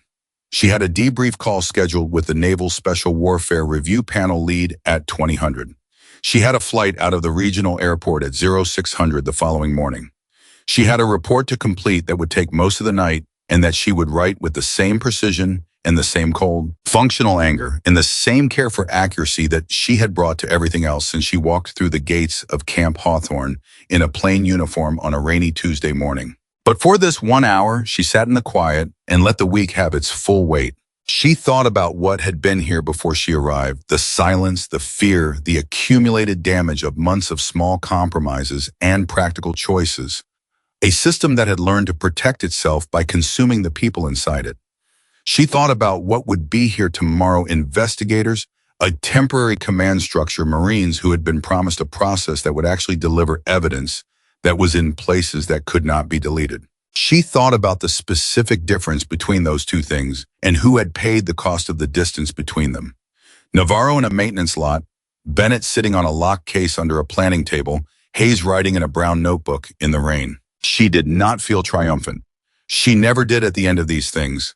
She felt the particular form of satisfaction that belongs to necessary work, completed, not the satisfaction of winning, but the satisfaction of not having stopped. Her phone buzzed. The 2000 call was 15 minutes early. She answered it and picked up her pen and got back to work. 6 months is enough time for a place to forget what it was, or to remember what it should have been. Camp Hawthorne, in the 6 months that followed the storm and the rescue, in the morning the NCIS vehicles pulled through the front gate, had done something rarer than either of those things. It had decided through the daily choices of the people who remained inside it to become something it had never quite been before. Brooke knew this not from a report. She knew it because Hayes had sent her a single text message 3 weeks before her return visit, which read, "You should come see what Navarro did with the emergency readiness exercise last Tuesday. Bring coffee. You'll want to stay a while." She came back on a Thursday morning, 6 months and 4 days after she had walked out of the front gate in the pre-dawn dark to catch a flight to her next assignment. She came alone, without ceremony, without advance notice, to the command wearing the same kind of plain uniform she had worn the first time. The guard at the front gate checked her credentials, looked up, recognized her, and said nothing except, "Good morning, ma'am," which was exactly the right thing to say, and which told her something about the kind of culture a gate sentry operates in when the tone of an institution has genuinely shifted. She had been to 4 bases since Camp Hawthorne. She had opened and closed 3 files. She had not stopped thinking about this place, not because it was the most complex investigation she had run, but because it was the one where the most things had gone unexpectedly, right in the middle of everything going catastrophically wrong. The mess hall at 0730 was the first place she went. She did not announce herself. She carried a tray through the line, got coffee and eggs, and found a seat. And what she saw was not a dramatic transformation, not some cinematic version of a healed institution where everyone was smiling and the music swelled. What she saw was something quieter and therefore more real. She saw junior Marines talking to senior NCOs at the same table without the specific physical caution that people carry in environments where rank is enforced through fear. She saw a staff sergeant listen to a lance corporal's question and answer it without condescension and without performance. She saw a group of 4 Marines at a corner table having a disagreement about something she couldn't hear the content with the easy back and forth of people who believe their voices are permitted to exist in the same room as someone who outranks them. None of it was loud. None of it announced itself. It was just the texture of a place where people felt safe enough to be present in it. She was on her second cup of coffee when Hayes found her. He came in from the side entrance, spotted her in the same way she had always suspected Hayes spotted everything without appearing to look with a peripheral awareness that was simply the result of decades of paying attention, and walked over and sat down across from her with his own coffee and without any greeting beyond the lift of his chin that meant he had seen her and was glad she was there. "Navarro," she said. "Promoted 6 weeks ago," Hayes said. "Led the emergency readiness exercise on the 14th, NUCOM system, full protocol. Everything ran clean. He had 12 Marines in his team, 8 of them first year. He ran the debrief himself afterward, and every one of those 8 submitted a positive command climate report." Hayes drank his coffee. He didn't ask them to. Base ombudsman told me they submitted independently. Brooke absorbed that. "Bennett, operations director as of last month. She's got 2 junior officers she's developing, and she runs them the way you'd want to be run. High expectations, full support, zero tolerance for the kind of quiet cruelty that gets dressed up as standard." He paused. "She restructured the complaint reporting system. Complaints now route through a 3-person panel that includes 1 officer, 1 senior enlisted, and 1 representative from the base IG's office. None of the 3 can be in the same direct chain of command as the complainant." He looked at Brooke steadily. "Nobody's disappearing anymore." She nodded slowly. That was the architecture. That was what it looked like when a system stopped protecting itself and started protecting the people inside it. "Tell me about Rourke," she said. Hayes was quiet for a moment, in the way that Hayes was always quiet before he said something that required precision. "He lost his staff sergeant stripes. He's in safety compliance now, which means every single day he sits across a desk from the paperwork consequences of falsified inspection reports. He reads the real numbers. He signs off on the accurate certifications. He cannot look at his job without looking at what the mob is supposed to prevent." Hayes looked at his coffee. "I watched him last month. A young corporal brought him an inspection form that had a discrepancy not falsified, just a clerical error. Rourke caught it, flagged it, made the corporal correct it before it went anywhere. The corporal was embarrassed. Rourke told him a corrected error before submission is professionalism. An error that gets buried is a future casualty." Hayes looked up. He's using his own words, but the idea came from somewhere. Brooke didn't say anything to that. She didn't need to. "He spoke to all of them," Hayes continued. "The Marines he helped Vance silence. Every one of them individually.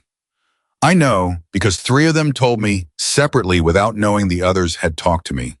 He didn't ask a single one of them to forgive him.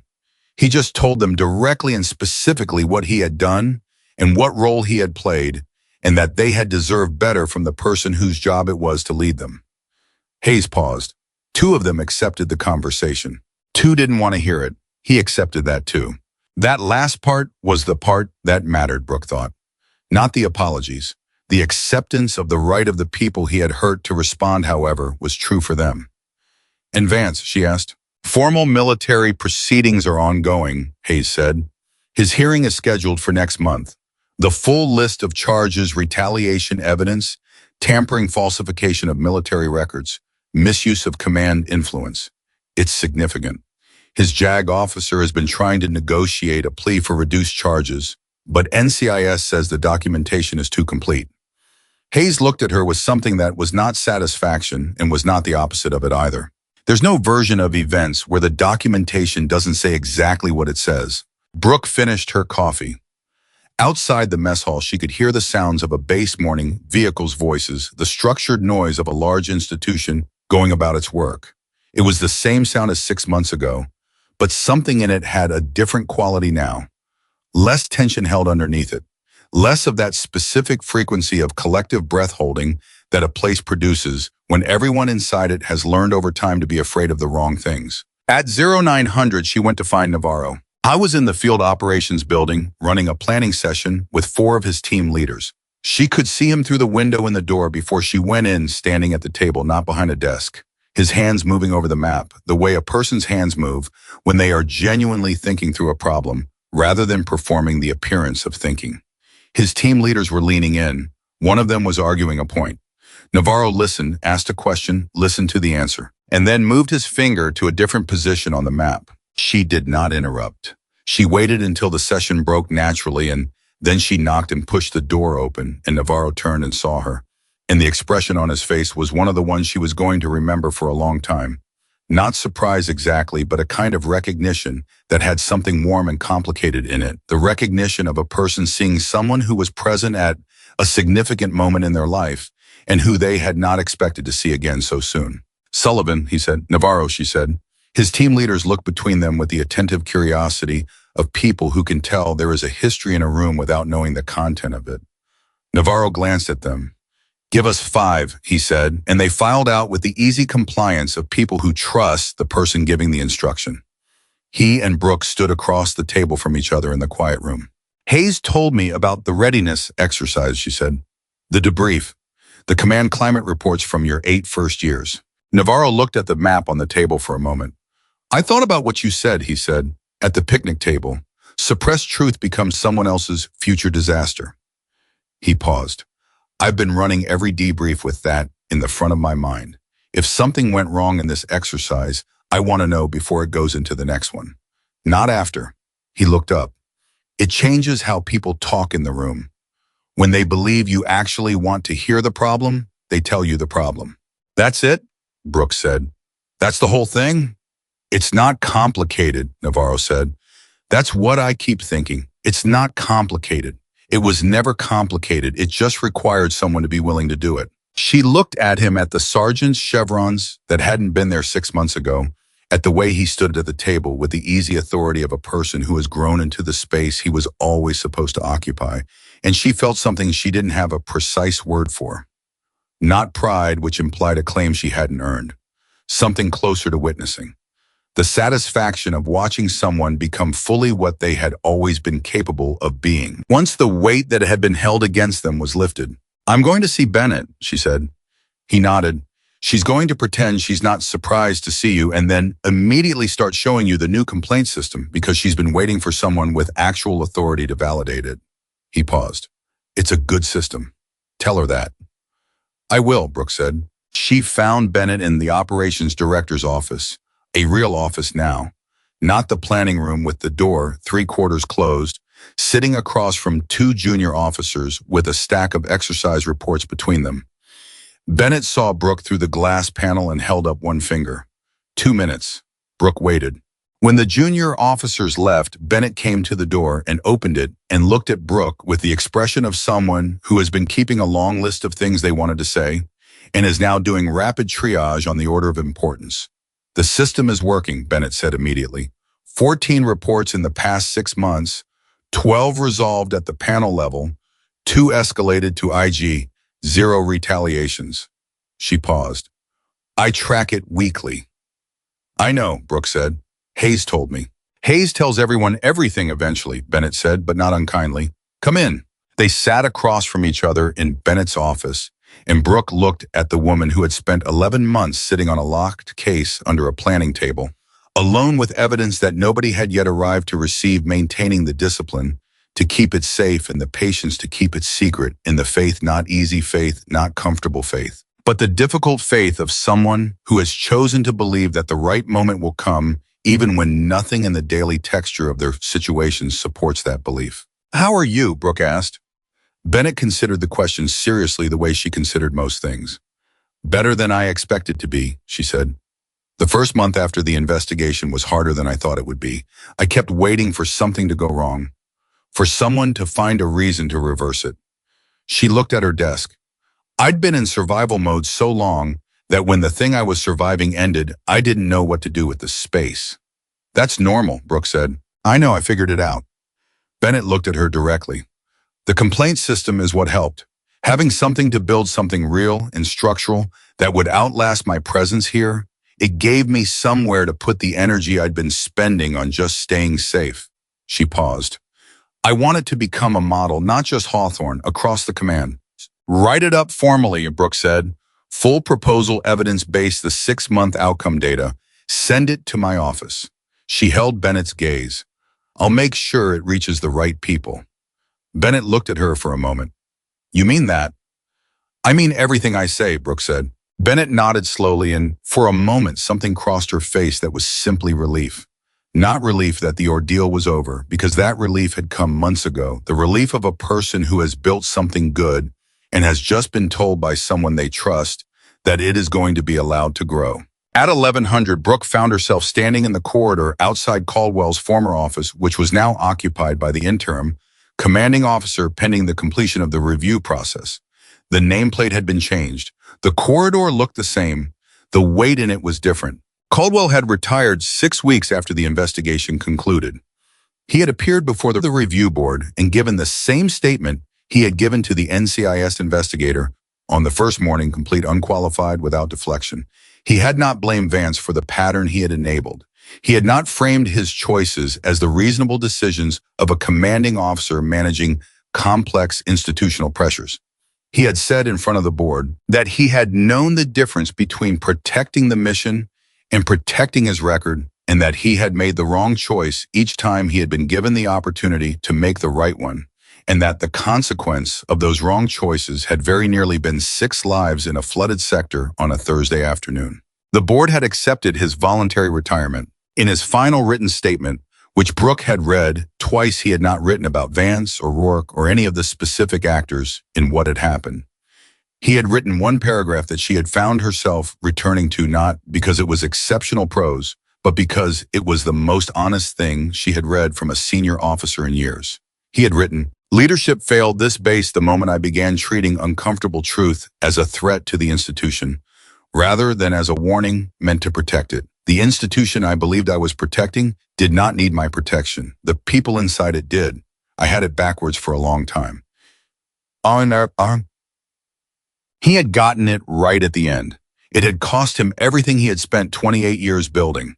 She did not know what to call that except true and costly and late. And still in some way she continued to turn over in her mind necessary. She was standing in the corridor thinking about that when she heard her name. Jordan Ellis was coming down the corridor from the direction of the administration building in his duty uniform, walking with the slightly careful posture of someone who has just been told something significant and is still integrating it. He stopped when he saw her. "Ma'am," he said, and then, "I just came from the Leadership Development Program Coordinator." He paused. "I got in." She looked at him. He was 20 years old with earnest eyes and the kind of fundamental decency that does not manufacture itself and cannot be trained into existence. It is simply there, or it is not. And in Ellis, it had been there, in the moment that mattered, which was the moment before he knew it mattered.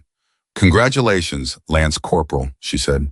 "I didn't know you had recommended me until this morning," he said. "The coordinator told me." He looked at her with an openness that was not performance. "Can I ask you something?" "Yes." That morning in the mess hall, after everything happened, he paused, choosing his words the way someone chooses them when they want to be precise about something that matters to them. "Why did picking up a tray count for something? It was such a small thing." Brooke looked at him for a moment. "Because you did it before you knew anything about who I was," she said. "You did it because it needed doing. That's not a small thing.